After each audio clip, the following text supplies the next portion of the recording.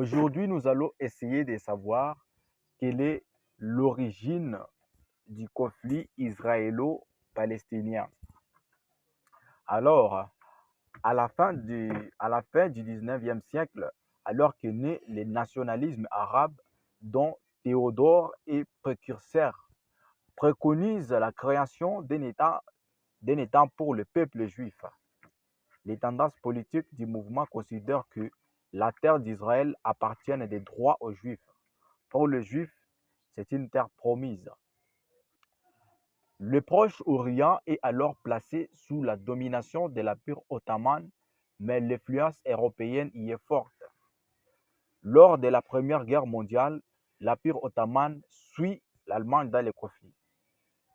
De leur côté, France et Britanniques se répartissent des zones d'influence par l'accord Sykes-Picot en 1916. L'année suivante, par la déclaration de Balfour, la Grande-Bretagne soutient l'établissement des foyers nationaux juifs à Palestine, annonçant le début des contestations arabes. L'Empire ottoman est démantelé après 1918 et la Société des Nations donne des mandats à la France et à la Grande-Bretagne pour administrer les territoires proches orientaux. C'est aux Britanniques que choisit la Palestine, mais aucun État juif n'est alors créé.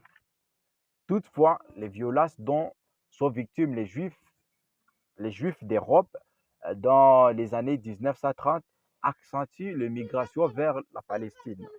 La Seconde Guerre mondiale change la donne. Après la capitulation nazie, l'Organisation des Nations Unies prévoit un plan de partage pour la Palestine avec la création d'un État juif, d'un État arabe, ainsi qu'un statut international pour la ville de Jérusalem. L'année 1948 signe la Nakba, la catastrophe.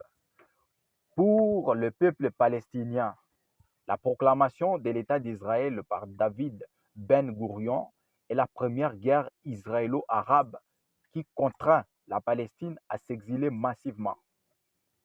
Cet événement marque le début du long conflit israélo-palestinien qui se déclenche même aujourd'hui, actuellement, ce qui se passe en Palestine. C'est vraiment pitoyable. La guerre qu'on voit, qu'on voit actuellement en Palestine, on voit que